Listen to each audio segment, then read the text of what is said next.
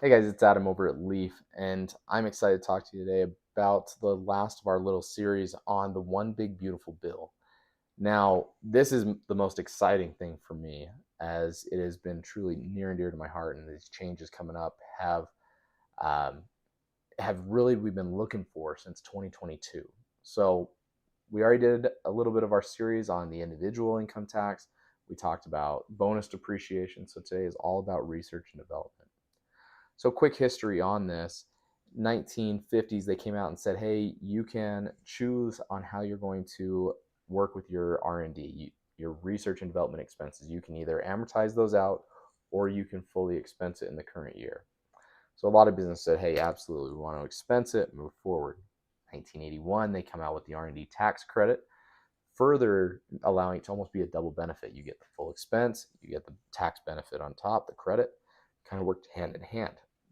In 2015, it became permanent. So now you had two permanent benefits, which was awesome for businesses that are wanting to expand, grow, make it something better, bigger, faster, stronger.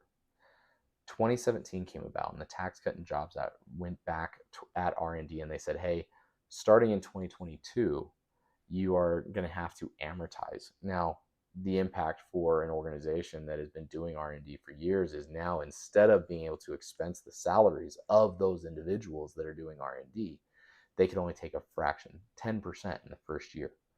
You spend 100 grand on an engineer, you only get 10% of his salary. That's not a great deal for a business owner, not incentivized to work in the United States. But with the One Big Beautiful Bill, what is going to happen is we are going to go back to full expensing for 2025 through 2029. And if you are a business that is traditionally less than 31 million in revenue, they're looking at putting in a carve out that allows you to go back to 2022 and recapture, amend your return and go back and get all of those expenses that you overspent giving to the government on because you had a really high tax bill. So push all the R&D expenses back to the year in which they occurred, fully expense 22, 23, 24, and then 25 through 29. So great news for small businesses across the United States. Really looking forward to seeing where this one goes. And we do expect this to pass. But as all of you know, highly recommend that you guys get in touch with us in order to start that planning process.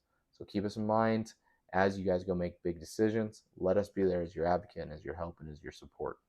Talk soon.